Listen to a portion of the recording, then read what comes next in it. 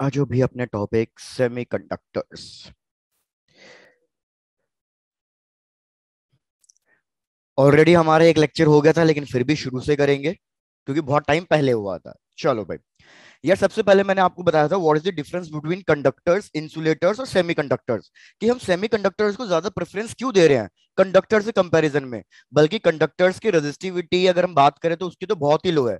तो जैसे सबसे पहले अगर यार मैं डिस्कस करूं कंडक्टर्स, कंडक्टर्स की स्पेशल प्रॉपर्टी क्या है कि यार इसकी जो कंडक्टिविटी है वो बहुत हाई होती है, वेरस जो रेजिस्टिविटी है वो बहुत लो होती है।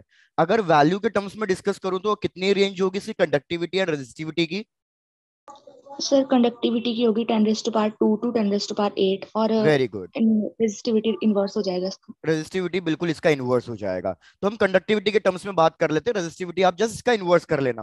कि यार कंडक्टिविटी हमारी होती है कंडक्टर की जनरली 10⁻²₂ से लेकर 10⁻8 तक, और resistivity is basically inverse of conductivity. तो ये हो जाएगा 10⁻⁻² से लेकर 10⁻⁻8 तक।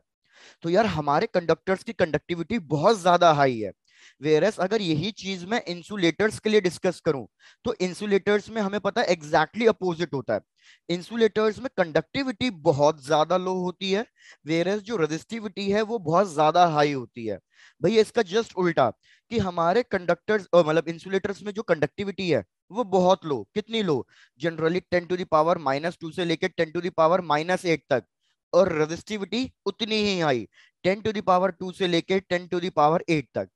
तो इंसुलेटर्स का लॉजिक तो समझ में आ रहा है हमें कि यार इसकी रेजिस्टिविटी बहुत हाई है, इसलिए हम इंसुलेटर्स को कहीं यूज नहीं करेंगे अपने इलेक्ट्रिसिटी या करंट फ्लो कराने के लिए, चार्जेस को मूव कराने के लिए।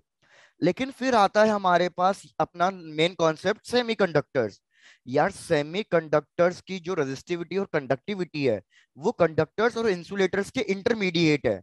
मतलब अगर मैं इसकी रेजिस्टिविटी की बात करूं तो इसकी रेजिस्टिविटी बहुत ज्यादा हाई भी नहीं और बहुत ज्यादा लो भी नहीं है, लेकिन हाँ कंडक्टर से कंपैरिजन में हाई है। कंडक्टर से कंपैरिजन में कह रहा हूं मैं कि कंडक्टर से कंपैरिजन में बहुत हाई है। क्या किसी को रेंज पता है what is the resistivity of semiconductors approximately? Sir 10⁻5 से। Very good. 10⁻0 से लेके 10⁻5 तक। तो यार अब ये सोचो कि इसकी रेजिस्टिविटी अगर इतनी हाई है फिर हम सेमीकंडक्टर्स को प्रेफरेंस क्यों दे रहे हैं? सर क्योंकि जो कंडक्टर्स होते हैं उनमें जो अमाउंट ऑफ चार्ज होता है उसको हम कंट्रोल कर सकते हैं। They will always B attracting toward the positive terminal. और जो सेमीकंडक्टर्स में होते हैं उनमें हम कंट्रोल कर सकते हैं, उनकी डायरेक्शन को भी कंट्रोल कर सकते हैं। भाई वेरी आप गुड। Charge carrier. कंडक्टर्स में एक ही डिसएडवांटेज है, डिसएडवांटेज क्या है कि हमारे पास कंडक्टर्स के अंदर कंट्रोल्ड फ्लो का ऑप्शन नहीं है।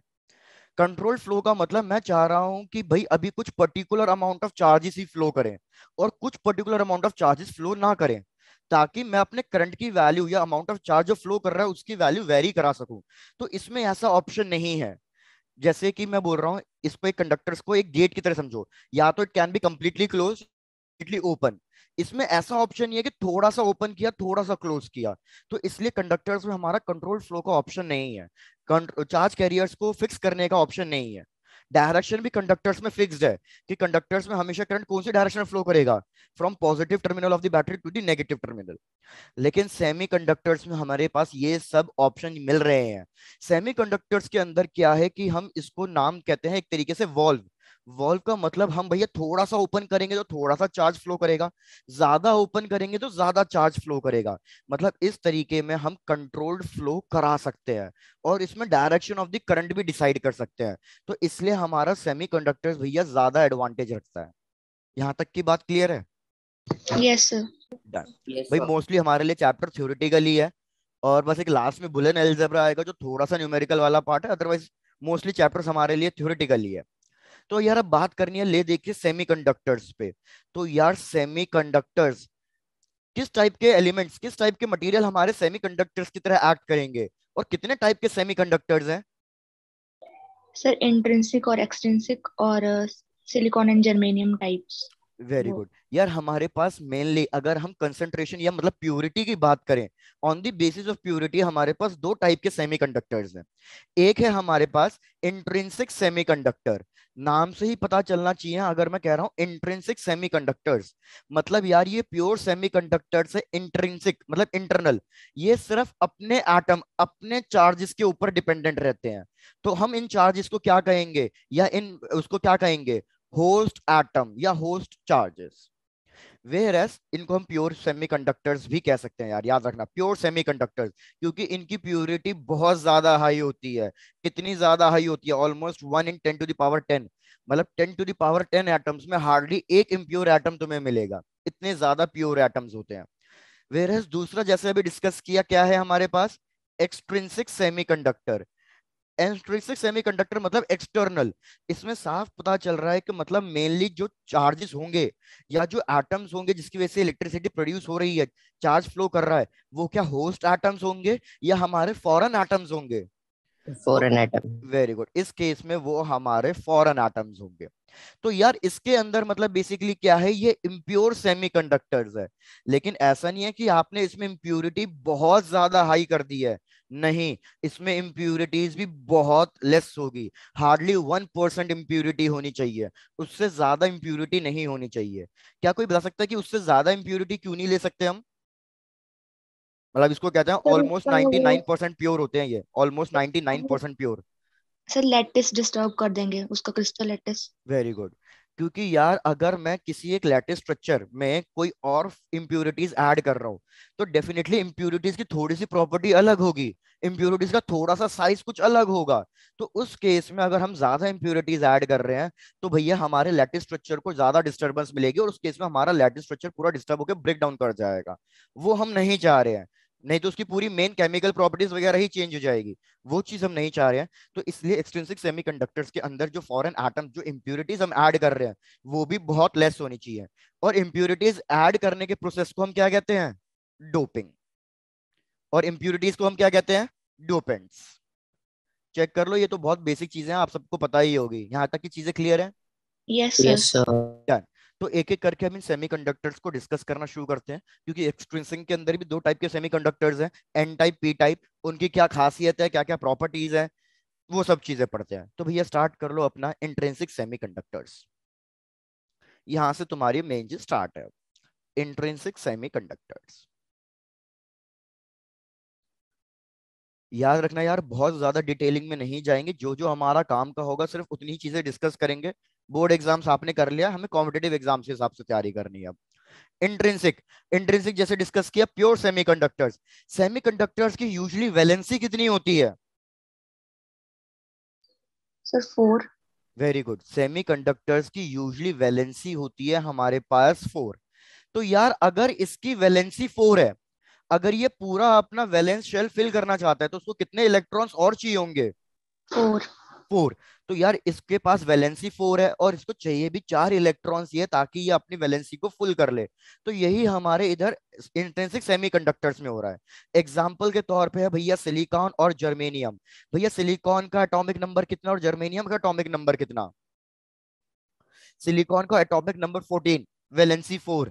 जर्मेनियम का एटॉमिक नंबर कितना होता है? 32, अगेन वैलेंसी 4। तो देखो यार इसके साथ क्या हो रहा है, अगर मैं इसके वैलेंस बॉन्ड मॉडल की बात करूं तो, कि यार हमारे पास चारों तरफ लेटिस स्ट्रक्चर में सिलिकॉन एटम, हर एक सिलिकॉन एटम से कवर्ड है, चारों तरफ से घिरा हुआ है। इस तरीके का हमारा लैटिस स्ट्रक्चर बनता चले जाएगा, कि हर एक सिलिकॉन के एडजेसेंट हमें एक और सिलिकॉन एटम मिलता चले जाएगा। तो यार इस सिलिकॉन एटम के पास 4 वैलेंस इलेक्ट्रॉन्स थे, इसके पास भी 4 वैलेंस इलेक्ट्रॉन्स हैं। तो ये क्या करेंगे, अपने चारों के चारों वैलेंस इलेक्ट्रॉन्स को ये आपस में शेयरिंग में डाल देंगे। हर एक सिलिकॉन एटम अपने एडजेसेंट सिलिकॉन एटम के साथ इलेक्ट्रॉन की शेयरिंग कर रहा होगा। जैसे इसने एक इलेक्ट्रॉन दिया यहाँ पे, एक इलेक्ट्रॉन यहाँ पे दिया, एक इलेक्ट्रॉन यहाँ पे दिया, और एक इलेक्ट्रॉन यहाँ पे दिया।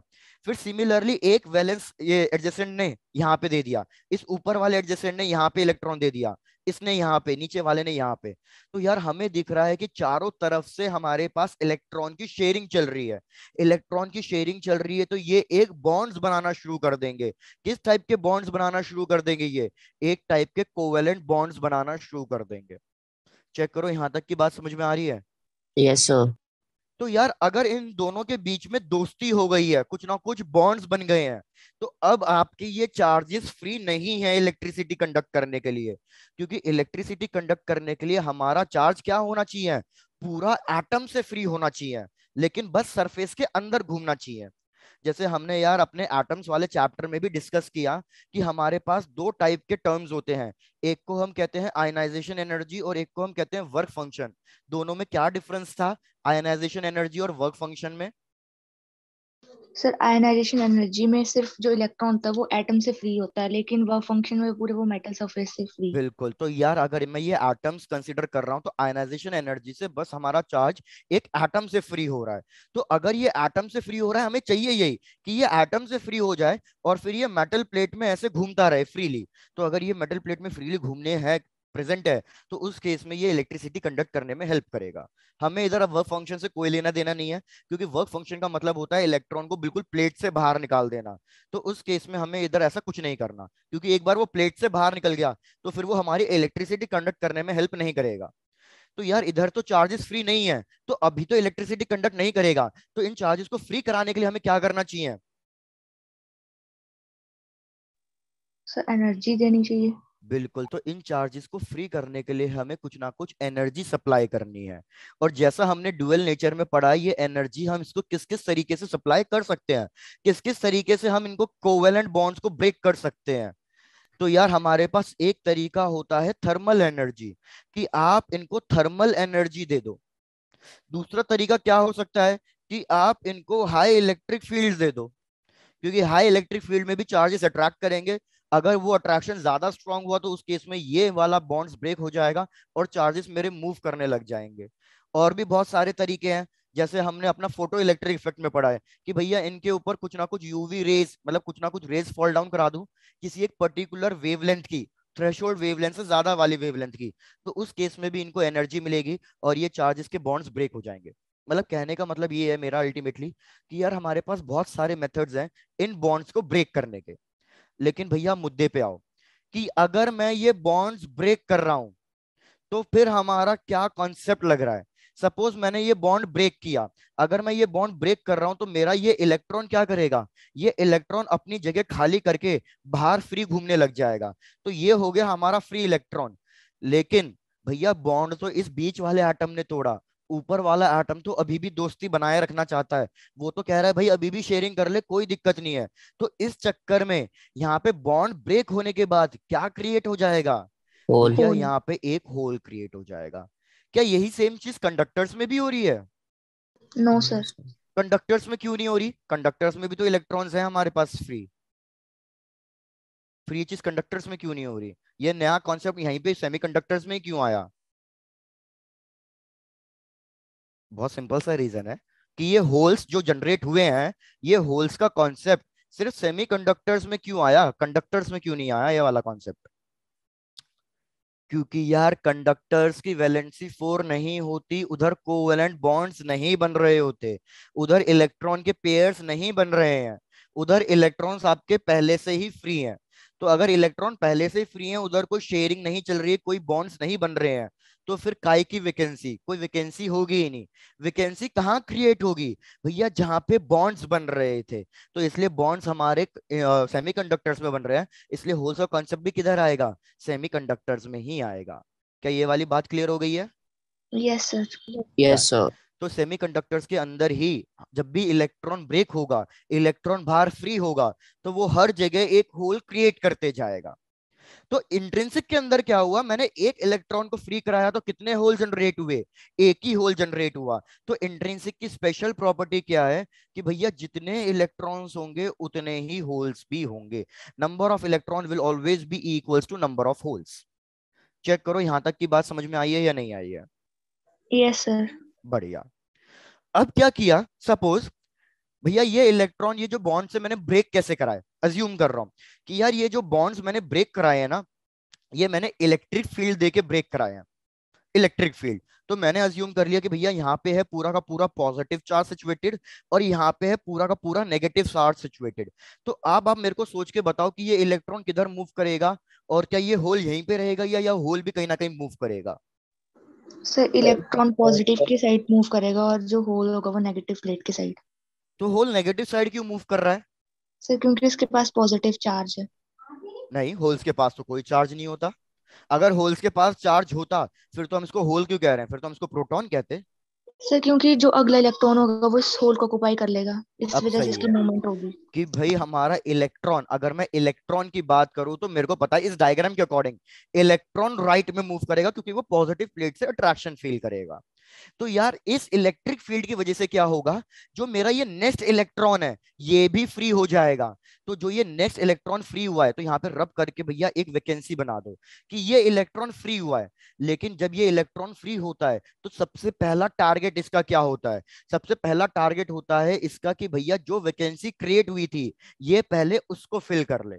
तो यहाँ पे वैकेंसी फिल हो गई है, मतलब यहाँ पे अब कोई होल नहीं रह गया भैया, फिर से एक बॉन्ड बनने की कोशिश हुई है, कोई वैकेंसी नहीं है, लेकिन वैकेंसी यहाँ पे शिफ्ट हो गई है।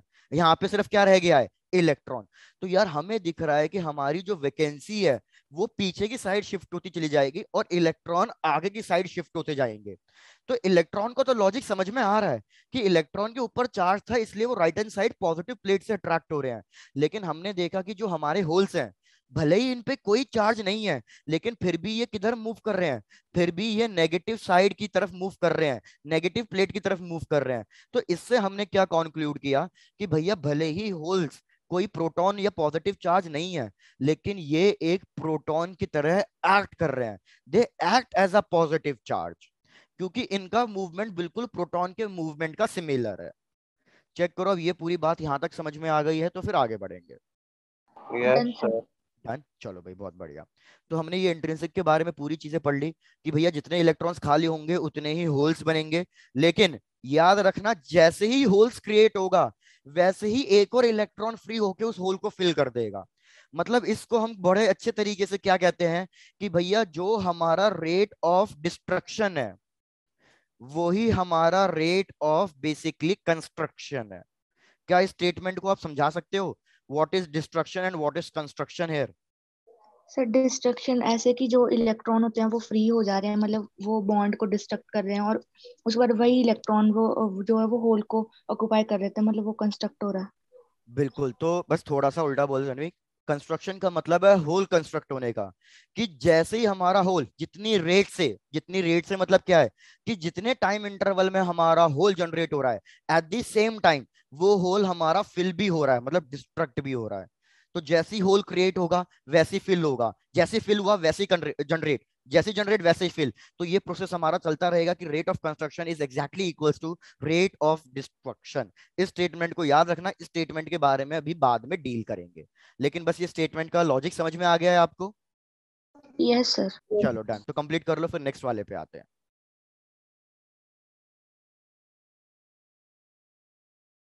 Done sir. डन, चलो। अब यार हमारे पास इंट्रिंसिक सेमीकंडक्टर्स की कुछ लिमिटेशंस है। लिमिटेशंस है इसलिए तो हम एक्सट्रिंसिक पे जा रहे हैं। क्या लिमिटेशन है इस इंट्रिंसिक सेमीकंडक्टर्स की? भाई सबसे पहली लिमिटेशन तो यही है कि नंबर ऑफ इलेक्ट्रॉन्स और नंबर ऑफ होल्स दोनों इक्वल है। दोनों इक्वल है तो मतलब अगर इधर मैं चार्ज कंसंट्रेशन या चार्ज डेंसिटी की बात करूं तो यार इधर हमारे पास जो चार्ज डेंसिटी है वो बहुत लो है। तो यहां पे लिख देता हूं कि हमारी जो चार्ज कंसंट्रेशन है इधर वो बेसिकली लो है। चार्ज कंसंट्रेशन लो है तो इसकी वजह से जो ये करंट प्रोड्यूस करेगा उसकी वैल्यू भी क्या होगी? बहुत लो होगी। क्या ये चीज समझ में आ रही है यस सर। कि मेरे अमाउंट ऑफ चार्जेस जो फ्री होने चाहिए करंट को प्रोड्यूस करने के लिए वो बहुत लो है। तो चार्ज कंसंट्रेशन अगर लो है तो डेफिनेटली करंट भी बहुत लो फ्लो करेगा, क्योंकि हमारे पास करंट का फॉर्मूला Q/T होता है। दूसरा लिमिटेशन क्या है कि यार इधर इन कोवेलेंट बॉन्ड्स को ब्रेक करने के लिए हमें थोड़ी सी एनर्जी ज्यादा चाहिए, और ये एनर्जी हम जनरली थर्मल एनर्जी से प्रोवाइड करते हैं। तो यार थर्मल एनर्जी से अगर हम प्रोवाइड करते हैं ना तो हमें इनको थोड़ा सा हीट अप करने का टाइम देना पड़ेगा। तो कहीं ना कहीं टाइम टेकिंग प्रोसेस, हल्का सा टाइम लैग प्रोसेस हो जाएगा कि धीरे धीरे energy, thermal energy heat increase करेगी, तब उसको सफिशिएंट एनर्जी मिलेगी, तब बॉन्ड्स ब्रेक होंगे और तब मेरे चार्जेस फ्री होंगे। तो मेन तो ये दो लिमिटेशंस है हमारे इंट्रिंसिक सेमीकंडक्टर्स के। तो इन दो को ओवरकम करने के लिए हम पहुंचे अपने नेक्स्ट टाइप के सेमीकंडक्टर्स पे जिसको हम कह रहे हैं एक्सट्रिंसिक सेमीकंडक्टर्स। और जैसे मैंने पहले ही बता दिया, एक्सट्रिंसिक सेमीकंडक्टर्स के अंदर हमें इम्प्यूरिटीज ऐड करनी है, डोपिंग करनी है। लेकिन हमें इम्प्यूरिटीज ऐसा नहीं कि कोई भी उठा के इम्प्यूरिटी ऐड कर दी। भैया कौन से टाइप की इम्प्यूरिटीज होनी चाहिए? सब pentavalent and trivalent. Very good. हमारे पास इम्प्यूरिटीज सिर्फ दो ही टाइप की होनी चाहिए, pentavalent impurities and trivalent impurities. Pentavalent impurity का मतलब है भैया जिसकी वैलेंसी 5 हो, क्योंकि अगर इसकी वैलेंसी 5 होगी, हमारे सेमीकंडक्टर्स की ऑलरेडी वैकेंसी 4 होती है, तो उसका कुछ ना कुछ साइज होगा। इसकी वैलेंसी 5 है, तो इसका जो साइज होगा वो हमारे होस्ट एटम, मतलब मेन सिलिकॉन या जर्मेनियम एटम से बस हल्का सा ही बड़ा या हल्का सा ही छोटा होगा, बहुत ज्यादा डिफरेंस नहीं होगा। सिंस बहुत ज्यादा डिफरेंस नहीं है साइज में, तो इसलिए क्या करेगा, ये हमारे लैटिस स्ट्रक्चर में थोड़ा सा आराम से फिक्स हो जाएगा। मतलब ये लैटिस स्ट्रक्चर को डिस्टर्ब बहुत ज्यादा नहीं करेगा, ठीक ठाक बहुत शांति से ये उसको रिप्लेस कर लेगा। तो अगर ये ज्यादा डिस्टर्ब नहीं कर रहा है, तो ये हमारे लिए अगेन एक एडवांटेज है। तो कुछ एग्जांपल दे दो पेंटावेलेंट इंप्यूरिटीज के, कि कौन कौन सी पेंटावेलेंट इंप्यूरिटीज हम ऐड कर सकते हैं। Sir arsenic, very antimony. Good. Arsenic, phosphorus और एंटीमनी वगैरह, बिल्कुल सही। कोई भी एक याद कर लो, आपके लिए बहुत है, या दो याद कर लो मैक्सिमम। वेरएस दूसरी कौन सी इंप्यूरिटीज होगी? भैया ट्राइवेलेंट इंप्यूरिटीज होगी। और ट्राइवेलेंट इंप्यूरिटीज मतलब वैलेंसी कितनी हो गई? सर 3। Very good. वैलेंसी 3 हो गई, तो कोई एग्जांपल याद दिला दो भैया जिसकी वैलेंसी 3 होती हो। Sir indium, aluminium, boron. Very good, क्या बात है। इंडियम, एल्यूमिनियम, बोरॉन, ये सब चीजें आप कर सकते हो, बिल्कुल सही। तो आओ अब इस पे डिस्कस कर लेते हैं। यार अगर मैं पेंटावेलेंट इंप्यूरिटीज ऐड कर रहा हूं, मतलब जिसकी वैलेंसी 5 है, तो ये हमारा एक अलग टाइप का सेमीकंडक्टर बन जाएगा। और उस सेमीकंडक्टर्स को हम क्या नाम देंगे? N N type. Type semiconductors. N type semiconductors के अंदर हम कौन सी इंप्यूरिटीज ऐड कर रहे हैं? Pentavalent impurities. पेंटावेलेंट। तो अब आओ इसका डायग्राम देखते हैं भैया। यार इसमें क्या है, बीच में हमारा फंस गया है आर्सेनिक, और चारों तरफ हमने क्या ले लिया है, चारों तरफ इसके जो प्रेजेंट है वो हमने ले लिया है सिलिकॉन। सिलिकॉन। अब यार सिलिकॉन की टेंडेंसी तो वही थी कि भैया इसके पास 4 वैलेंसी है, 4 इलेक्ट्रॉन से वैलेंस शेल में। तो ये तो चाहेगा कि भैया चारों को या तो एक्सेप्ट कर ले या डोनेट कर ले, और दोस्ती बनाए रखे सबसे। बेचारा अच्छा है हमारा सिलिकॉन, सबसे दोस्ती बना के रखना चाहता है, तो इसने सबसे दोस्ती बनाने के लिए अपना एक एक इलेक्ट्रॉन दे दिया। अब बात आई आर्सेनिक की। तो आर्सेनिक के पास तो 5 इलेक्ट्रॉन्स है, तो यार ये भी अच्छा निकला, इसने कहा भैया 4 ले ले और दोस्ती बनाए रख ले। लेकिन एक इलेक्ट्रॉन क्या हो गया, फिर भी एक फ्री इलेक्ट्रॉन फिर इलेक्ट्रॉन। भी एक्स्ट्रा हो गया। तो इसमें एक इलेक्ट्रॉन तो पहले से ही एक्स्ट्रा है। लेकिन जब ये इलेक्ट्रॉन एक्स्ट्रा इलेक्ट्रॉन है, तो क्या यहाँ पे कोई होल जनरेट हुआ है? नहीं। ये नो सर। इलेक्ट्रॉन तो बिल्कुल एक्स्ट्रा है, क्योंकि इसने बॉन्ड बनाया ही नहीं। भाई वैकेंसी तो वहां क्रिएट होती है जहां पे बॉन्ड बने, लेकिन इस इलेक्ट्रॉन ने बॉन्ड बनाने की कोशिश ही नहीं करी। अब मैं क्या करूं, अगर मैं कोई एक्स्ट्रा एनर्जी प्रोवाइड करके इन बॉन्ड्स को ब्रेक कराऊं, तो भैया मेरा एक और इलेक्ट्रॉन फ्री हो जाएगा। तो अब 2 इलेक्ट्रॉन फ्री हो गए, लेकिन अब वैकेंसी कितनी बन गई? भैया वैकेंसी अब 1। 1 बन गई। सो 1। तो इधर हमने क्या देखा, कि इधर हमारे पास चार्ज कंसंट्रेशन ज्यादा है, लेकिन किसका कंसंट्रेशन ज्यादा है? इधर फ्री हमने देखा, इलेक्ट्रॉन। बिल्कुल, इलेक्ट्रॉन ज्यादा अमाउंट में है in comparison to the holes. इधर ये मैंने सिर्फ एक एटम ड्रॉ करके दिखाया है, लेकिन हमारे लैटिस स्ट्रक्चर में ऐसे N number of electrons, N number of atoms होंगे, तो बहुत ज्यादा हाई अमाउंट में चार्जेस मेरे को फ्री मिलेंगे। तो number of electrons are much much greater than number of holes. Check करो भैया, यहां तक बात समझ में आ गई है? Done Yes. सो। अब इस पे एक बार क्या क्वेश्चन आया हुआ है, समझो क्वेश्चन को। कि यार इसमें क्या हुआ है कि हमारा इलेक्ट्रॉन ज्यादा है नंबर ऑफ होल से, तो क्या मैं एन टाइप सेमीकंडक्टर को पॉजिटिवली चार्ज बॉडी कह सकता हूं क्या? रिपीट करना। क्वेश्चन रिपीट कर देता हूं, एक एग्जांपल से समझाता हूं। यार इलेक्ट्रोस्टैटिक्स में हमने पढ़ा हुआ है कि सपोज ये कोई एक ऑब्जेक्ट है, इसके अंदर इक्वल प्रोटॉन्स हैं, इक्वल इलेक्ट्रॉन्स हैं। तो अगर इक्वल इलेक्ट्रॉन्स और इक्वल प्रोटॉन्स होते हैं, तो ये बॉडी हमारी कैसी होती है? न्यूट्रल। न्यूट्रल होती है। लेकिन अगर मैं इसमें नंबर ऑफ इलेक्ट्रॉन्स ज्यादा ड्रॉ कर दूं, कि नंबर ऑफ इलेक्ट्रॉन ज्यादा है compare to number of protons, तो ये बॉडी हमारी क्या कहलाती है? चार्ज। Negatively charge. और सिमिलरली अगर प्रोटॉन्स ज्यादा होंगे, तो ये बॉडी क्या कहलाएगी? Positively charge. Positively charge. तो मेरा क्वेश्चन ये है कि भैया इसमें नंबर ऑफ इलेक्ट्रॉन्स बहुत ज्यादा है नंबर ऑफ प्रोटॉन से, तो क्या इस बॉडी को मैं नेगेटिवली चार्ज बॉडी कह सकता हूँ? Yes sir. Yes sir. No sir. तो याद रखो, आप ऐसा कभी नहीं कह सकते। इसका रीजन सोचो क्यों। कि भैया इलेक्ट्रॉन ज्यादा है नंबर ऑफ होल से, लेकिन फिर भी इसको नेगेटिव चार्ज बॉडी नहीं कह सकते।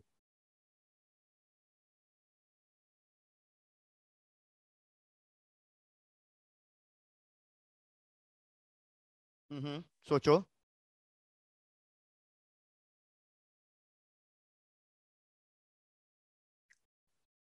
अरे भैया ये इलेक्ट्रॉन ने सिर्फ बॉन्ड नहीं बनाया, इसका मतलब ये थोड़ी है कि इस इलेक्ट्रॉन को मैंने रिमूव किया है।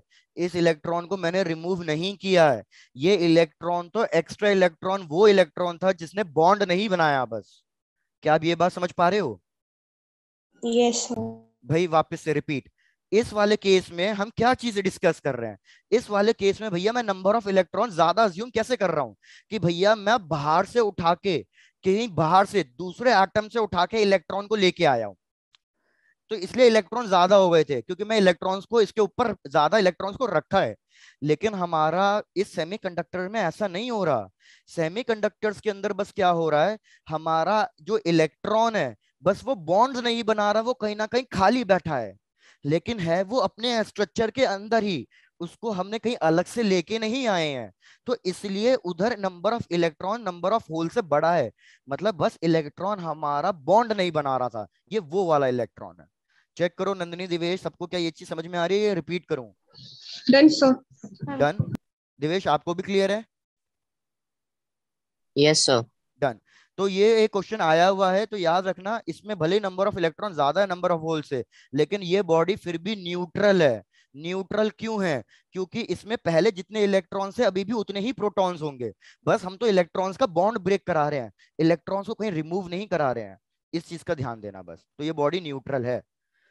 चलो, तो ये बात हो गई हमारी एन टाइप सेमीकंडक्टर्स की, कि भैया इसमें नंबर ऑफ होल ज्यादा होंगे number of number of electron ज्यादा होंगे नंबर ऑफ होल से। आ जाते हैं सेकंड वाले पे। सेकंड वाला होगा हमारा P type semiconductor. P type semiconductors के अंदर हम कौन सी इंप्योरिटीज ऐड करेंगे? भैया अब तो लगभग पता ही चल रहा है, ट्राइवेलेंट। ट्राइवेलेंट इंप्योरिटीज ऐड करेंगे। तो ट्राइवेलेंट का हमने एग्जांपल लिया था जैसे एल्यूमिनियम। तो भैया ये बीच में है अब की बार एल्यूमिनियम, और फिर से वही कि चारों तरफ हमने इसके रख दिया है सिलिकॉन। भैया सिलिकॉन अपना नेचर चेंज नहीं करेगा, वो तो हर जगह अपनी यारी दोस्ती बना के रखेगा।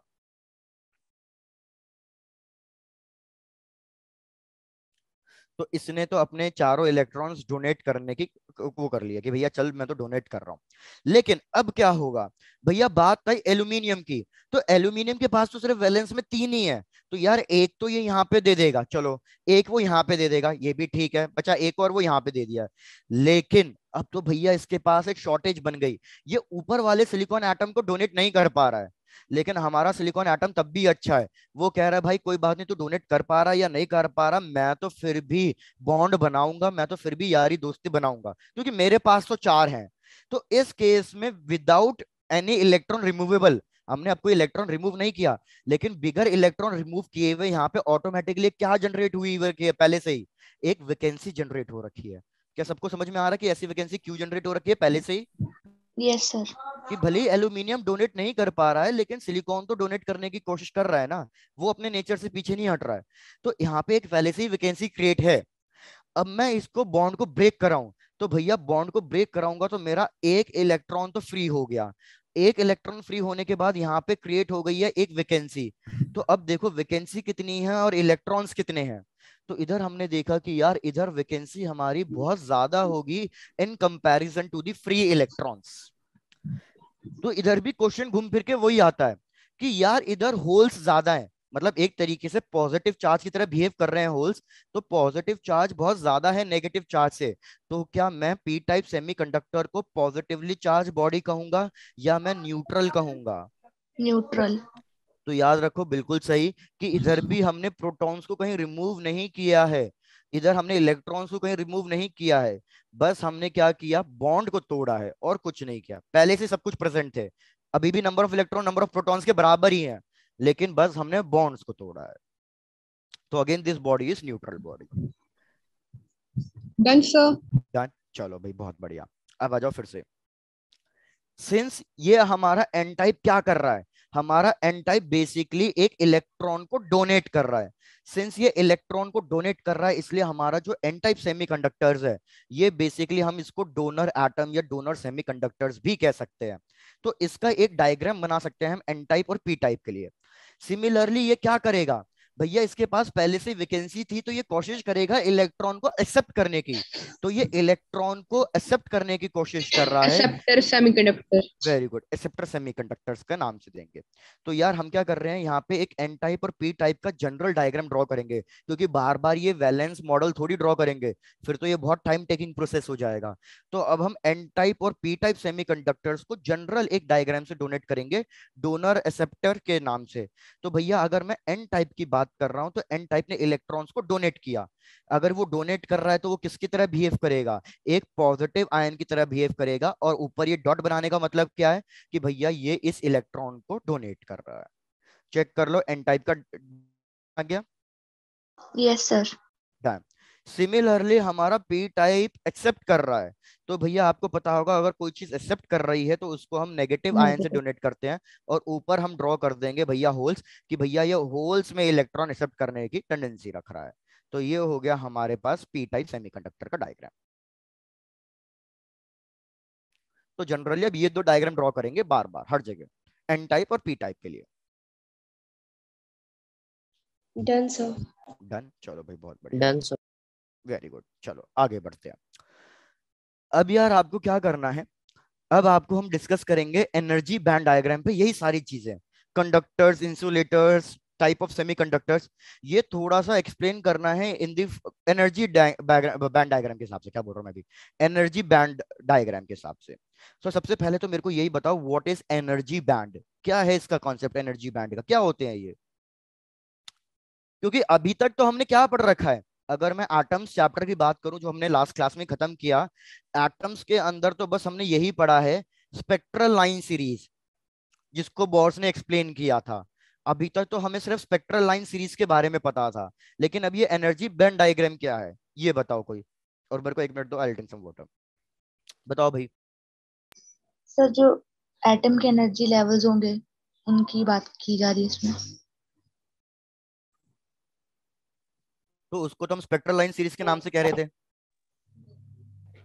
फिर क्या डिफरेंस है उसमें स्पेक्ट्रल लाइन सीरीज में और बैंड डायग्राम में। भैया नहीं पता है, ऐसा कैसे काम सर चलेगा। इसमें इलेक्ट्रॉन्स जैसे हाईएस्ट से लोअर बैंड में जाएंगे और लोअर से हाई बैंड में, एनर्जी बैंड्स में, बैलेंस और कंडक्शन बैंड में। चलो समझो भावनाओं को, बताता हूँ क्या हो रहा है। यार अगर मेरा एक एटम आइसोलेटेड है, आइसोलेटेड का मतलब समझ रहे हो, अकेला है बेचारा, दुनिया में अकेला है। तो अगर हमारा एटम अकेला है, तो जैसे अभी डिस्कस किया था बोर्स मॉडल के हिसाब से, कि भैया हमारा हर एक इलेक्ट्रॉन अपने एक स्पेसिफिक ऑर्बिट में ही रोटेट कर सकता है, और ये ऑर्बिट कुछ ना कुछ एनर्जी को रिप्रेजेंट करते हैं। तो अगर मैं आउटर ऑर्बिट की बात करूं, तो मेरे को एक एनर्जी का लेवल मिलेगा। तो ये हमारा ऑर्बिट 2 के लिए हो गया सपोज। सिमिलरली बीच में कोई एनर्जी नहीं होगी, क्योंकि इलेक्ट्रॉन बीच के इस गैप में रोटेट नहीं कर सकता। फिर इलेक्ट्रॉन मेरा इस ऑर्बिट 1 में रोटेट कर सकता है। तो हमारा बीच में बिल्कुल खाली गैप मिलेगा, और खाली गैप के बाद फिर से एक एनर्जी लाइन मिलेगी, और ये एनर्जी लाइन कौन से ऑर्बिट को रिप्रेजेंट करती होगी, फर्स्ट ऑर्बिट को रिप्रेजेंट करती होगी।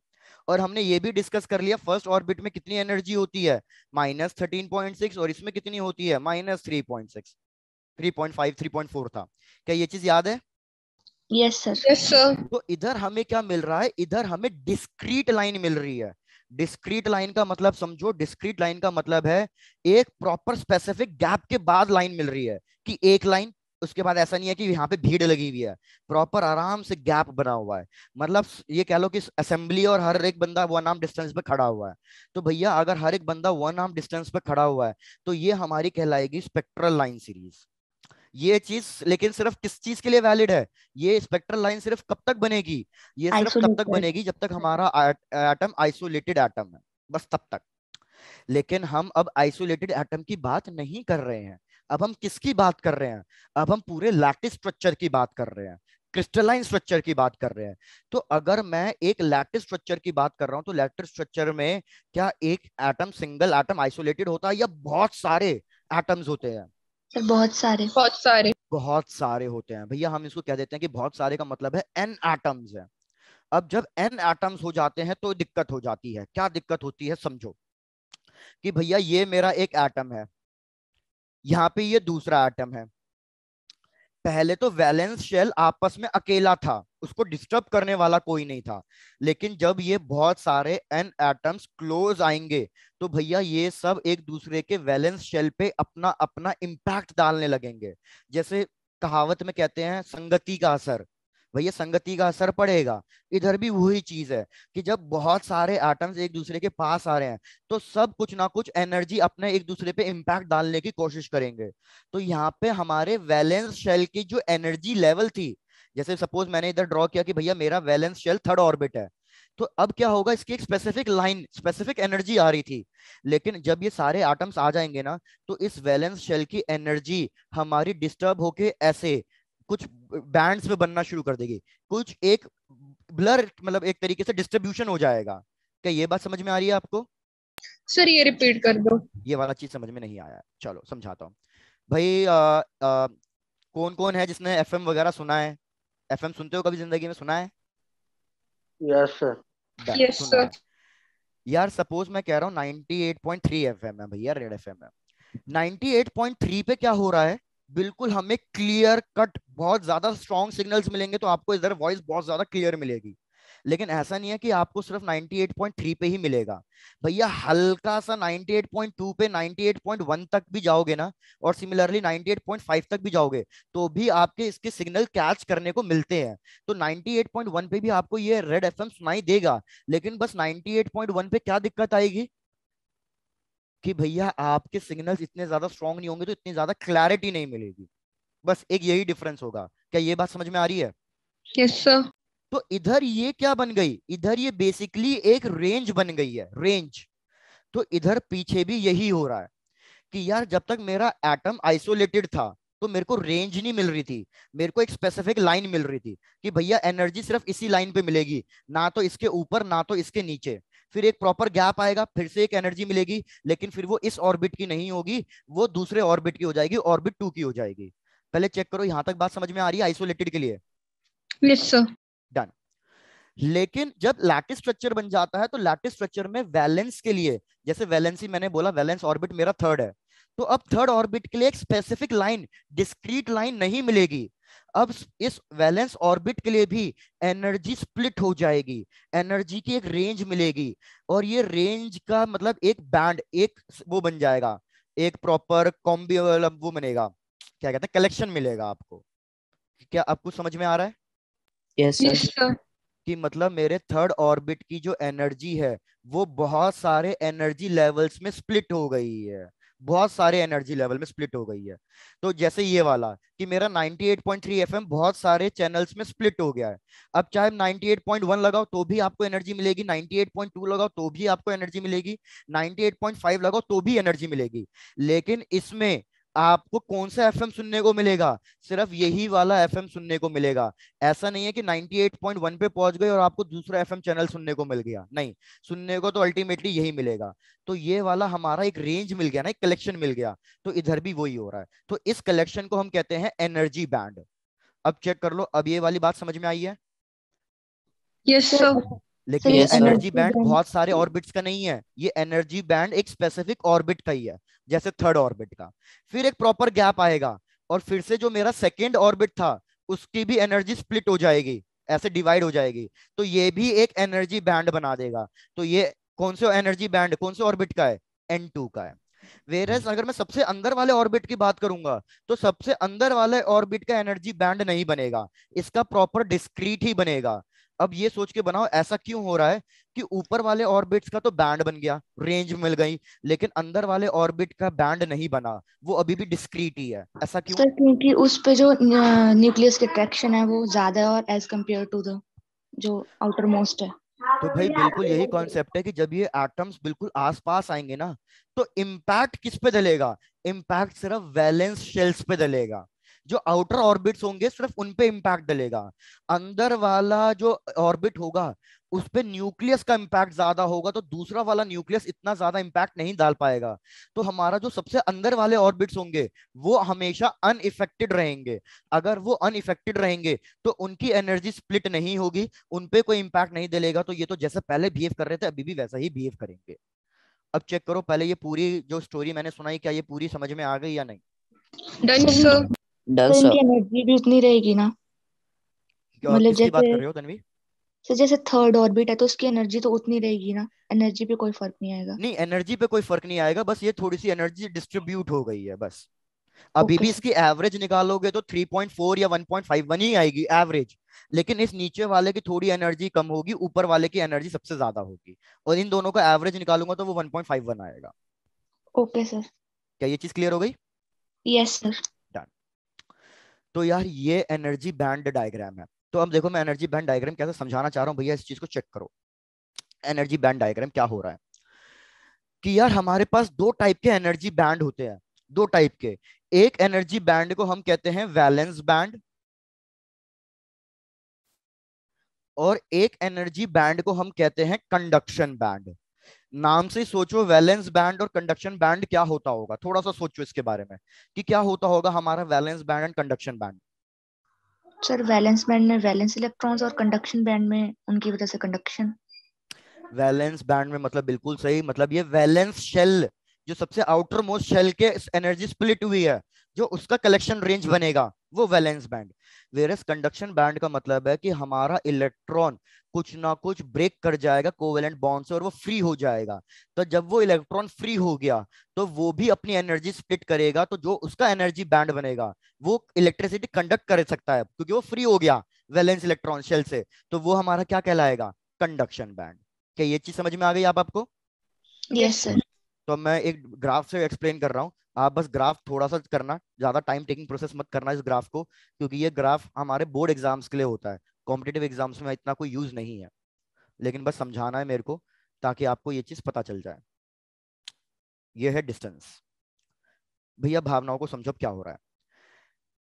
पहले क्या किया भैया, हमारे जो इलेक्ट्रॉन्स हैं, मतलब दो एटम्स हैं, सपोज ये दो एटम्स ले रहा हूं बस मैं, कि ये दो एटम्स पहले बहुत ज्यादा दूर है। तो जब ये एटम्स बहुत ज्यादा दूर है तो हमारे डिस्टेंस की जो वैल्यू होगी, ये डिस्टेंस लिया है मैंने यहाँ पे, डिस्टेंस की वैल्यू बहुत ज्यादा होगी। तो अगर डिस्टेंस की वैल्यू बहुत ज्यादा है तो ये दोनों एक दूसरे पे कोई इंपैक्ट नहीं डालेंगे, कोई इंपैक्ट नहीं डालेंगे, तो हर एक ऑर्बिट की कैसी स्पेक्ट्रल लाइन बनेगी? Discrete spectral line discrete. बनेगी। क्या ये चीज समझ में आ गई है? मैंने कितने यस सर। ऑर्बिट्स के लिए स्पेक्ट्रल लाइन ड्रॉ करी है? 4 ऑर्बिट्स के लिए। ये फर्स्ट ऑर्बिट, ये सेकंड ऑर्बिट, ये थर्ड ऑर्बिट और ये फोर्थ ऑर्बिट। अब क्या हुआ, ये कहानी तो कब तक चली? ये कहानी सिर्फ तब तक चली जब इनके बीच में डिस्टेंस बहुत ज्यादा था, लेकिन अब मैंने क्या कर दिया, इनके बीच का जो डिस्टेंस है वो थोड़ा सा डिक्रीज कर दिया। इनके बीच का डिस्टेंस अगर मैं डिक्रीज कर रहा हूं, सपोज अब मैं डिस्टेंस बी तक पहुंच गया, मतलब बहुत ज्यादा डिक्रीज कर दिया, तो इस केस में क्या होगा, अब एनर्जी का एक दूसरे पे इंपैक्ट लगना शुरू हो जाएगा। लेकिन मेरे इनर ऑर्बिट जो हैं, क्या वो उनकी एनर्जी चेंज होगी? उनकी no no. Energy change no नहीं सर। होगी, तो ये दोनों तो बेचारे एज इट इज रहेंगे। लेकिन अब हमारे थर्ड वाले के साथ क्या होगा भैया, इसकी एनर्जी कुछ ना कुछ डिस्ट्रीब्यूट होने लगेगी, तो इसकी एनर्जी थोड़ी सी रिड्यूस होने लगेगी एक पर्टिकुलर टाइम के लिए, इसकी एनर्जी थोड़ी सी इंक्रीज होने लगेगी, और इन दोनों का एनर्जी जो गैप था वो बिल्कुल खत्म हो जाएगा। कौन से डिस्टेंस आने पे? एक डिस्टेंस बी तक आने में। चेक करो यहां तक भी कहानी समझ में आ गई? Yes yes sir. Sir. Done.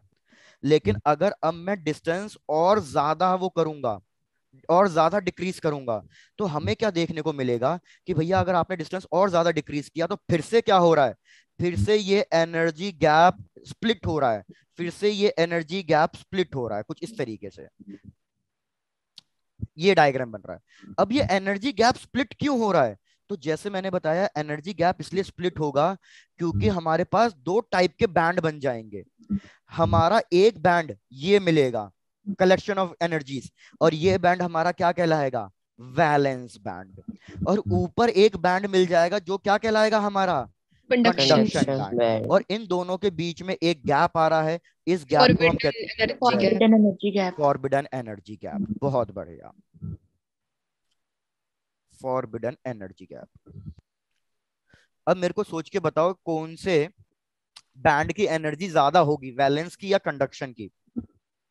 So valence. अबे डायग्राम देख के बता देते दिवेश। एनर्जी वाई एक्सिस पे है, कौन से बैंड की एनर्जी Conduction ज्यादा है? band. Conduction. की। तो उसकी एनर्जी ज्यादा क्यों है? क्योंकि भैया बिल्कुल लॉजिकल है कि मेरे इलेक्ट्रॉन्स हमेशा वैलेंस शेल में रहते हैं। मेरे इलेक्ट्रॉन्स अगर हमेशा वैलेंस शेल में रहते हैं तो उनको मैं आयनाइजेशन एनर्जी दूंगा, और आयनाइजेशन एनर्जी के बाद वो इलेक्ट्रॉन फ्री होंगे, और फ्री होने के बाद वो कंडक्शन बैंड में एंटर करेंगे, और मतलब वो इलेक्ट्रॉन मेरी एनर्जी कंडक्ट करने में यूजफुल है। समझ में आया? Yes sir. तो यस इन सर। वैलेंस इलेक्ट्रॉन को, सपोज वैलेंस बैंड में ये इलेक्ट्रॉन है, इस इलेक्ट्रॉन को ये एनर्जी बैंड गैप जितनी, ये फॉरबिडन एनर्जी गैप जितनी एनर्जी देनी पड़ेगी, तब जाके ये भैया कंडक्शन बैंड में आने का मतलब क्या है कि ये अपने वैलेंस शेल से फ्री हो गया, अब ये मेटल सरफेस के अंदर फ्रीली घूम रहा है। फ्रीली घूम रहा है तो ये इलेक्ट्रिसिटी कंडक्ट करेगा, बस किस्सा खत्म। तो ये एनर्जी बैंड डायग्राम जो है, ये फॉरबिडन एनर्जी गैप ही डिसाइड करता है कि हमारा मटेरियल कौन सा है, इंसुलेटर है या कंडक्टर है या फिर सेमीकंडक्टर है। ये डिसाइड कौन करता है? ये डिसाइड एनर्जी गैप करता है। तो आओ एक एक करके पढ़ते हैं। सबसे पहले बताओ इंसुलेटर्स के बारे में। इंसुलेटर्स में ये एनर्जी गैप ज्यादा होना चाहिए या बहुत कम होना चाहिए? सर ज्यादा। So ज्यादा. भैया इसलिए इंसुलेटर्स में इलेक्ट्रॉन अपना बॉन्ड्स ब्रेक नहीं कर पाते, क्योंकि ये एनर्जी गैप बहुत ज्यादा होता है। कितना ज्यादा होता है भैया? याद रखो, more than 3 electronic volt. Electron volt. और 3 इलेक्ट्रॉनिक वोल्ट छोटी मोटी वैल्यू नहीं है, बहुत बड़ी वैल्यू है। Yes sir. सिमिलरली अगर मैं बात करूं कंडक्टर्स की, तो कंडक्टर्स में जो ये एनर्जी गैप होता है, याद रखो ये बहुत ही छोटा होता है, बहुत लो। मतलब अप्रोक्सीमेटली ये कह लो कि 0.1 इलेक्ट्रॉनिक वोल्ट, बस इतना कम होता है। तो इतना जो गैप है वो यूजली हमारा रूम टेम्परेचर पे ही थर्मल एनर्जी इतनी मिल जाती है कि वो गैप हमारा कंप्लीट हो जाता है और इलेक्ट्रॉन्स मेरे फ्री हो जाते हैं। तो इसलिए कंडक्टर्स में हमें बॉन्ड ब्रेक करने की जरूरत ही नहीं पड़ती। रूम टेम्परेचर पे ही उनको इतनी थर्मल एनर्जी मिल जाती है कि वो एनर्जी गैप फुलफिल हो जाता है और मेरे इलेक्ट्रॉन्स वैलेंस शेल छोड़ के कंडक्शन बैंड में चले जाते हैं। क्या ये चीज समझ में आ गई? Yes sir. सर। लेकिन अब आया थर्ड, सेमीकंडक्टर्स। सेमीकंडक्टर्स में ऐसा नहीं होता। सेमीकंडक्टर्स में हमारा ये एनर्जी गैप है वो इंटरमीडिएट होगा। मतलब वो इंसुलेटर से ज्यादा हो, मतलब इंसुलेटर से कम होगा, लेकिन कंडक्टर से क्या होगा? ज्यादा होगा। ज्यादा। तो यूजुअली इसकी वैल्यू 0.7 से लेके 0.7 से लेके 3 इलेक्ट्रॉनिक वोल्ट तक वेरी करती है। 3 इलेक्ट्रॉनिक वोल्ट भी बहुत ज्यादा हो गया, अप्रोक्सीमेटली 0.7 से लेके 1.5 इलेक्ट्रॉनिक वोल्ट तक वेरी करती है। तो इतना इलेक्ट्रॉनिक वोल्ट हमें रूम टेम्परेचर पे नहीं मिलता। तो इसलिए हमें क्या करना पड़ता है? एडिशनल इलेक्ट्रिक फील्ड या एडिशनल थर्मल एनर्जी प्रोवाइड करनी ही पड़ती है इन इतनी एनर्जी सप्लाई करने के लिए। अब चेक कर लो यहाँ तक की बात समझ में आ गई या नहीं आई? Yes. Done sir. डन, चलो भाई बहुत बढ़िया। तो एग्जाम में है ना एनर्जी बैंड डायग्राम पे क्वेश्चन आता है, तो हम इनके एनर्जी बैंड डायग्राम ड्रॉ करते हैं और उनको समझते हैं।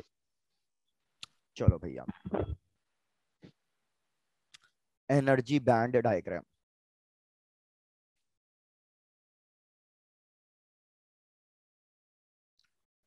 सबसे पहले बात करेंगे भैया कंडक्टर्स के लिए।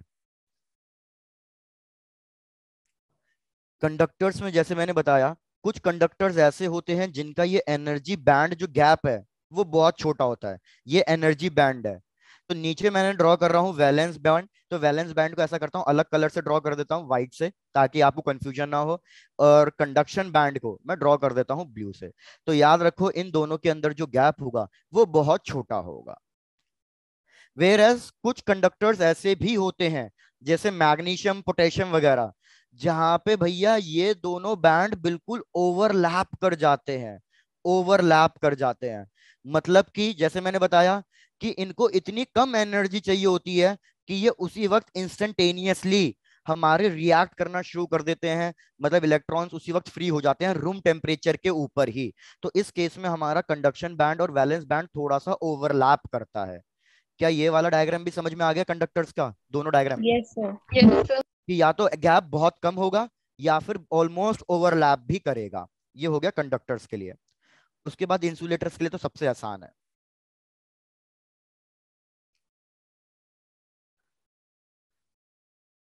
भैया बस सेमीकंडक्टर का पहला लेक्चर ही थोड़ा बोरिंग है, क्योंकि थोड़ा सा बेसिक चल रहा है। उसके बाद तो जब पीएन जंक्शन और फिल्टर सर्किट्स आ जाएंगे तब आपको फिर भी काफी इंटरेस्टिंग लग सकता है चैप्टर।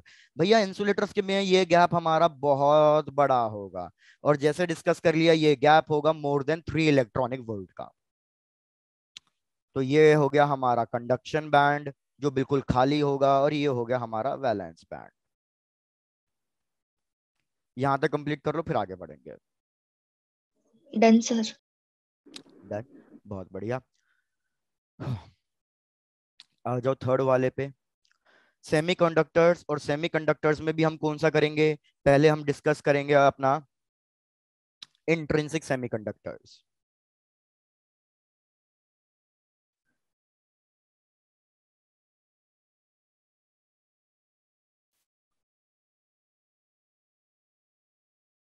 भाई जैसे हमने डिस्कस कर लिया इंट्रिंसिक सेमीकंडक्टर, सेमीकंडक्टर्स है तो गैप होगा, लेकिन कंडक्टर और इंसुलेटर्स के मुकाबले ये गैप बहुत कम होगा।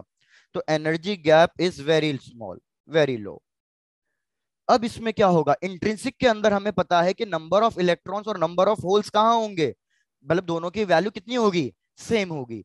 तो यार कंडक्शन बैंड के अंदर मैं क्या कर रहा हूं, कुछ इलेक्ट्रॉन्स को ड्रॉ कर रहा हूं।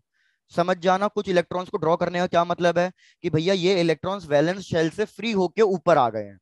तो अगर मैं ऊपर 4 इलेक्ट्रॉन्स ड्रॉ कर रहा हूं तो मेरे वैलेंस शेल में कितने होल्स होने चाहिए? 4। वेरी गुड, 4 होल्स होने चाहिए। बाकी ऐसा नहीं कि इलेक्ट्रॉन्स नहीं होंगे, इलेक्ट्रॉन्स तो अभी भी वैलेंस शेल में प्रेजेंट होंगे, लेकिन जितने इलेक्ट्रॉन्स आप ऊपर फ्री दिखा रहे हो उतने ही नंबर ऑफ होल्स आपको वैलेंस बैंड में दिखाने पड़ेंगे। और एक चीज याद रखो, क्या होल्स कभी भी कंडक्शन बैंड में आ सकते हैं? No sir. रीजन, होल्स कभी भी कंडक्शन बैंड में क्यों ड्रॉ नहीं होंगे, इसका सर क्योंकि रीजन? वैलेंस बैंड के उनको ऑक्युपाई कर लेंगे जो भाई बिल्कुल इलेक्ट्रॉन्स होंगे। सही है, होल्स फ्री नहीं होते, इलेक्ट्रॉन्स फ्री होके इलेक्ट्रिसिटी कंडक्ट करते हैं। तो इलेक्ट्रॉन्स फ्री हो रहे हैं तो वो होल्स क्रिएट कर रहे हैं, तो होल्स तो हमेशा वैलेंस शेल में ही तो क्रिएट होंगे। ऐसा थोड़ी है कि होल्स को फ्री करा के मैं कहीं मूव करा रहा हूं, नहीं, होल्स तो वैलेंस के अंदर ही रहेंगे। जैसे अपने डायग्राम को देखो, भैया ये वाले डायग्राम पे वापस आ जाओ। इधर मेरा इलेक्ट्रॉन फ्री हुआ है इस बॉन्ड से, तो इलेक्ट्रॉन अब जहां मर्जी घूम सकता है, लेकिन क्या होल्स जहां मर्जी घूम सकता है? नहीं। होल्स अगर क्रिएट होगा तो हमेशा कहाँ क्रिएट होगा, हमेशा ये बॉन्ड जो बने हैं उनके ऊपर क्रिएट होगा। तो मतलब तो भैया हमारा होल हमेशा वैलेंस शेल के अंदर ही रहता है, बस जो फ्री होके घूमता है वो हमेशा क्या घूमता है, वो इलेक्ट्रॉन घूमता है। इलेक्ट्रॉन। तो इसलिए ये गलती कभी मत करना कि होल्स को आप वैलेंस की जगह कंडक्शन में ड्रॉ कर दो। हमेशा याद रखना, कंडक्शन में हमेशा इलेक्ट्रॉन्स ही ड्रॉ हो सकते हैं और होल्स हमेशा वैलेंस में ही ड्रॉ हो सकते हैं। तो ये हो गई हमारी इंट्रिंसिक की प्रॉपर्टी। सिमिलरली फटाफट ड्रॉ करके दे दो अपने आप ही, आप खुद से। इंट्रिंसिक के अंदर पहला वाला, एक्सट्रिंसिक के अंदर पहला वाला एन टाइप और फिर पी टाइप। चलो लगो काम पे।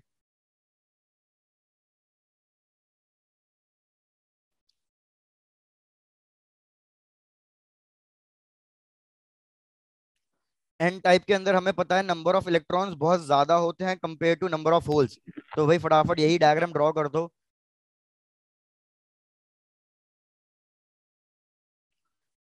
तो भाई इधर क्या होगा, electrons electrons electrons electrons. Suppose मैंने 2 होल्स बनाए, लेकिन इधर क्या होगा भैया, इलेक्ट्रॉन्स 2 से ज्यादा होंगे।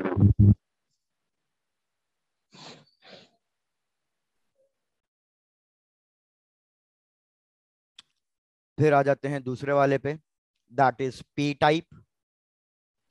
पी टाइप में नंबर ऑफ होल्स की तादाद ज्यादा होगी नंबर ऑफ इलेक्ट्रॉन से।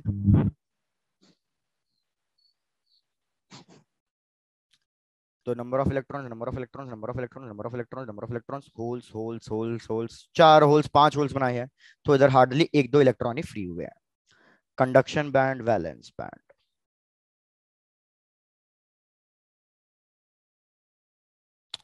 Done sir. और याद रखना बुक में आपको है ना ये डायग्राम थोड़ा सा ऐसे डॉटेड लाइन बनाई हुई है ऊपर, तो समझ जाना वो डॉटेड लाइन क्यों बनाई है, क्योंकि ये एक बैंड बनाएगा। तो बैंड का मतलब है कलेक्शन ऑफ एनर्जी लाइंस, तो ये जो डॉटेड लाइंस है ये कनेक्शन ऑफ एनर्जी लाइंस है। तो ऐसे हर डायग्राम में ड्रॉ कर देना, नीचे भी ऊपर भी।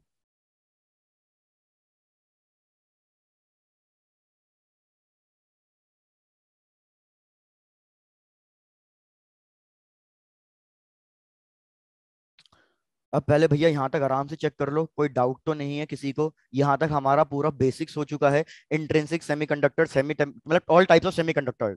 अब इसके बाद इसके क्या क्या एप्लीकेशन है, कहाँ का यूज करना है, मतलब अब पीएन जंक्शन वगैरह वाली चीजें आ जाएंगी।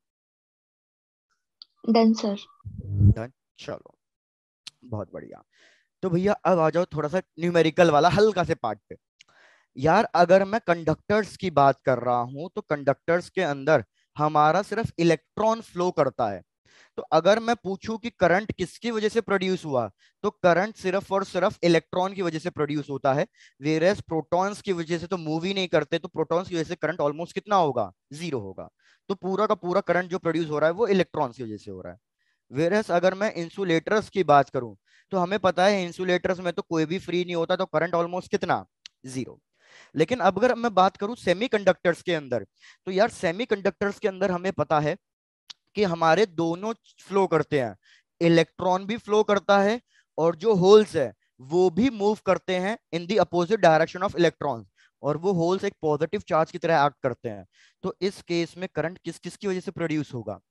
तो सेमीकंडक्टर्स के अंदर जो हमारा करंट है, याद रखो वो इलेक्ट्रॉन की वजह से भी प्रोड्यूस होता है और प्लस किसकी वजह से प्रोड्यूस होता है, होल्स। होल्स की वजह से भी produce होता है।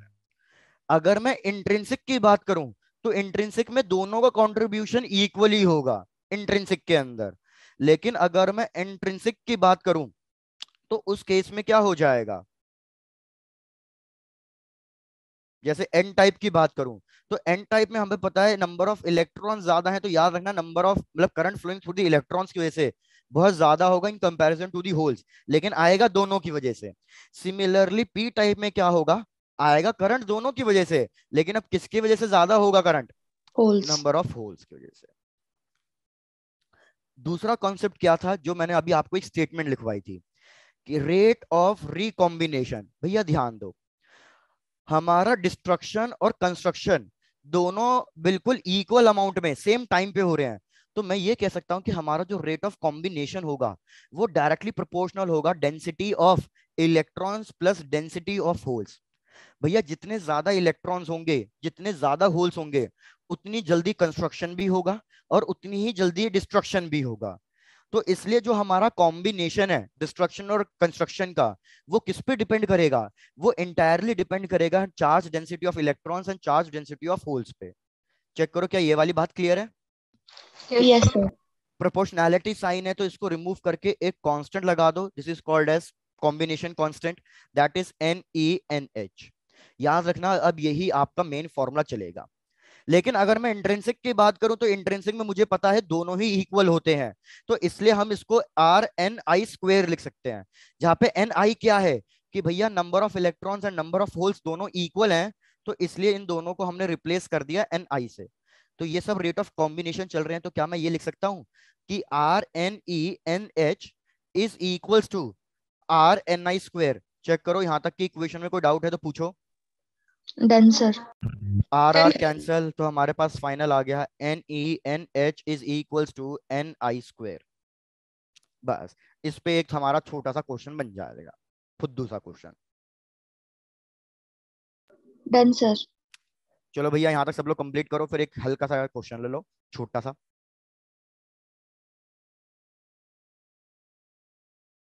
Done sir.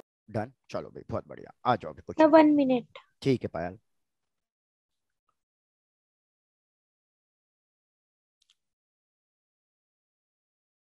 Done sir. Done, चलो।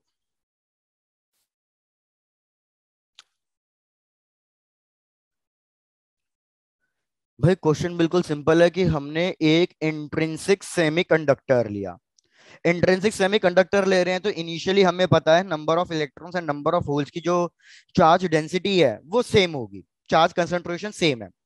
अब हमने क्या कर दिया, इस इंट्रिंसिक सेमीकंडक्टर्स में हमने डोपिंग करा दी। हमने डोपिंग करा के नंबर ऑफ इलेक्ट्रॉन्स की जो कंसंट्रेशन है उसको इंक्रीज करा दिया, और इसको कितना करा दिया, 9 × 10⁻12 पर मीटर क्यूब। ये हमने चार्ज कंसंट्रेशन इंक्रीज करा दिया। तो पहले यहां तक क्वेश्चन रिपीट कर देता हूं। भाई इंट्रिंसिक सेमीकंडक्टर लिया था तो initially number of electrons number of holes दोनों की चार्ज डेंसिटी सेम थी। अब मैंने डोपिंग करके इलेक्ट्रॉन की चार्ज डेंसिटी को इंक्रीज कर दिया, और कितना कर दिया है, 9 × 10⁻12।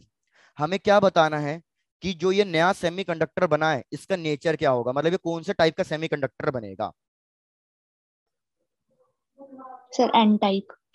और दूसरा कि भैया what will be new hole concentration, कि इलेक्ट्रॉन की अगर कंसंट्रेशन इतनी है तो अब होल की कंसंट्रेशन कितनी हो रह जाएगी, ये बताना है, न्यू होल कंसंट्रेशन। चलो ट्राई टू कैलकुलेट। तो पहले वाले का तो आंसर बिल्कुल सही दिख रहा है आपको कि हमने इलेक्ट्रॉन की कंसंट्रेशन डेंसिटी इंक्रीज करी है, तो इलेक्ट्रॉन ज्यादा है नंबर ऑफ होल से, तो फिर भैया ये किस टाइप का हमारा वो बनेगा semiconductor, N type. N type. ये चीज की तो क्लैरिटी हो गई। सेकंड वाला पार्ट ट्राई करो कंप्लीट करने का।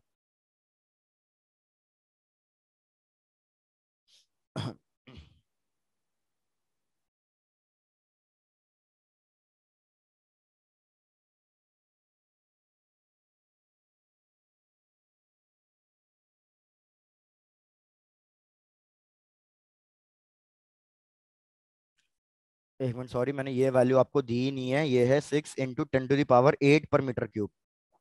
इसके बिना तो आप वो कैलकुलेट कर ही नहीं पाते।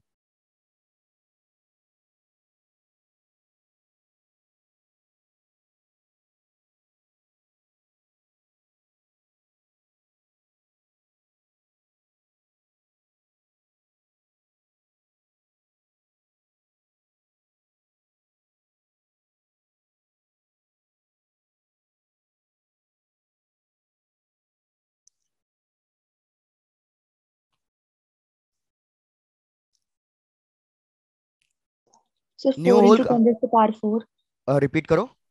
Sir 4 into 10⁴। सही है। सर देखो कैसे 4 into कैलकुलेट 10 करोगे, raised to power 4 मीटर पर पर मीटर मीटर क्यूब। क्यूब। बिल्कुल सही। तो यार इसको कैसे कैलकुलेट करोगे, इसी फॉर्मूले पे बेस बस कैलकुलेट करना है कि यार मैंने बताया था एन आई क्या होता है, एन आई मतलब नंबर ऑफ इलेक्ट्रॉन्स और नंबर ऑफ होल जब इक्वल होंगे दोनों इंट्रिंसिक के लिए, तो उसको हम एन आई से इंडिकेट कर देंगे। तो यार हमें बेसिकली एन आई की वैल्यू गिवन है, मेरे को एन ई की नई वैल्यू गिवन है, एन एच की वैल्यू निकालनी है। तो हम इधर यूज करेंगे हमारा रेट ऑफ कॉम्बिनेशन वाला फॉर्मूला। तो हमारा सेकेंड पार्ट के लिए हम क्या कर देंगे इधर कि यार N I square is equals to N E into N H. भैया मेरे को एन एच निकालना है, तो N I square divided by N E, सारी वैल्यू सब्स्टिट्यूट कर दो और आंसर कैलकुलेट कर लो। यार अगर मैं एन आई का स्क्वायर करूंगा तो मेरे को मिल जाएगा 36 × 10⁻⁴ कितना हो जाएगा ये 16 60। डिवाइडेड बाय भैया, और एन ई की वैल्यू 9 × 10⁻12। तो बस सिंपल डिवीजन था, कोई बहुत ज्यादा डिफिकल्ट भी नहीं था, बिल्कुल सिंपल डिवीजन। इसको डिवाइड कर लो तो 4 × 10⁴ मीटर क्यूब पर मीटर। Done sir. डन। चलो भैया बहुत बढ़िया, डन सर। वेरी गुड यार। सबका यहाँ तक कंप्लीट हो गया तो आगे बढ़े। यस। Yes sir. चलो बढ़िया। तो यार यहाँ तक आपको ये सारा कॉन्सेप्ट समझ में आ गया। अब जैसे मैंने कहा इसका मेन मेन एप्लीकेशन पढ़ेंगे कि सेमीकंडक्टर हम यूज किस फॉर्म में करते हैं। तो भैया अब हमारा मेन कॉन्सेप्ट आ जाएगा पी एन जंक्शन का। P N junction, P N junction का मतलब क्या है कि मैंने एक पी टाइप सेमीकंडक्टर को लिया और एक एन टाइप सेमीकंडक्टर को लिया, और इन दोनों कंडक्टर्स को हमने बिल्कुल एटॉमिक लेवल पे ज्वाइन कर दिया है, एटॉमिक लेवल पे कंबाइन कर दिया है। एटॉमिक लेवल का मतलब क्या है कि भैया इन दोनों से चार्जेस हमारे फ्लो कर सकते हैं। जैसे सपोज अगर मैं ऐसे नॉर्मल पी टाइप लेता और एन टाइप लेता, इन दोनों को अगर मैं ऐसे ही बस चिपका दूं तो क्या ये एटॉमिक लेवल पे ज्वाइन हो पाएंगे? No sir. बिल्कुल नहीं हो पाएंगे, क्योंकि चार्जेस इधर से इधर ट्रांसफर नहीं करेंगे इंटरनली। लेकिन पीएन जंक्शन को अगर मैं कंबाइन कर रहा हूं एटॉमिक लेवल पे, तो मेरा मतलब क्या है कि भैया इन दोनों को हम सिर्फ ऐसे चिपका नहीं रहे हैं, कुछ ना मॉडर्न स्टेट में के इन दोनों को कंबाइन कर रहे हैं, ताकि फिर ये एक ही पूरी की पूरी एक ही लेयर बन जाए, ताकि हमारे जो ये एटम्स हैं इलेक्ट्रॉन्स वगैरह हैं वो बीच में ट्रांसफर आराम से कर सकें। तो भैया पी और ये पीएन जंक्शन का मतलब क्या है कि कहीं ना कहीं एक सेपरेशन लेयर आएगी। तो ये व्हाइट कलर की जो मैंने लाइन ड्रॉ करी है ये बेसिकली हमारी सेपरेशन लेयर है ऑफ पीएन जंक्शन। भैया अज्यूम कर लो कि ये हो गया हमारे पास पी टाइप सेमीकंडक्टर और ये हो गया हमारे पास एन टाइप सेमीकंडक्टर। अब मैंने आपको एक डायग्राम बताया था अभी अभी कि हमारा एन टाइप डोनर होता है या एक्सेप्टर होता है? Sir donor. Very good. तो इसका भैया डोनर डायग्राम बना दो इधर। पी टाइप हमारा एक्सेप्टर होता है, तो इधर एक्सेप्टर डायग्राम बना दो भैया on the left hand side. तो भैया ये हो गया हमारा acceptor diagram, electrons holes electron holes electron holes, इस तरीके से भैया लेयर बना दो। एक मिनट को, स्क्रीन हैंग, हाँ।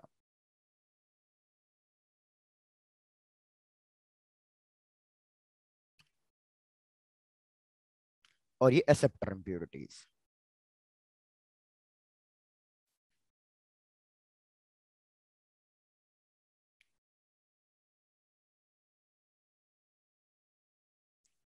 चलो आओ चेक करो अब इसे कि यार क्या है। अगर आप देखो हमारे पी टाइप के साथ क्या हो रहा है कि भैया नंबर ऑफ होल्स बहुत ज्यादा है, नंबर ऑफ इलेक्ट्रॉन्स है। वेरस एन टाइप क्या हो रहा है, नंबर ऑफ इलेक्ट्रॉन्स बहुत ज्यादा है, नंबर ऑफ होल्स है। तो यार कहीं ना कहीं कंसंट्रेशन डिफरेंस हो गया। इधर इलेक्ट्रॉन की कंसंट्रेशन बहुत ज्यादा है, इधर इलेक्ट्रॉन की कंसंट्रेशन बहुत कम है। तो कंसंट्रेशन डिफरेंस की वजह से क्या होगा, हमारे इलेक्ट्रॉन्स क्या करने लगेंगे, from higher concentration to low concentration flow करने लगेंगे। जो जनरल चीज होती है कि हमेशा चीजें high level to low level flow करती है। क्या इस कॉन्सेप्ट में कोई दिक्कत? No sir. तो यही यहाँ लिख देता हूँ, मेरा इलेक्ट्रॉन क्या करेगा, मेरा इलेक्ट्रॉन फ्लो करेगा कहां से, from high concentration to low concentration. HC और LC लिख रहा हूं, समझ जाना, from high concentration to low concentration. तो यार अगर इलेक्ट्रॉन फ्लो कर रहा है वो भी एक पर्टिकुलर डायरेक्शन में, मतलब एक पर्टिकुलर पैटर्न में, तो जब भी इलेक्ट्रॉन एक पर्टिकुलर पैटर्न में फ्लो करता है तो वो क्या जनरेट कर देता है, वो एक करंट। करंट जनरेट कर देता है। तो इधर भी इस इलेक्ट्रॉन की फ्लो की वजह से एक करंट प्रोड्यूस होगा, और इस करंट को हम क्या नाम देंगे, इस करंट को हम नाम देंगे डिफ्यूजन करंट।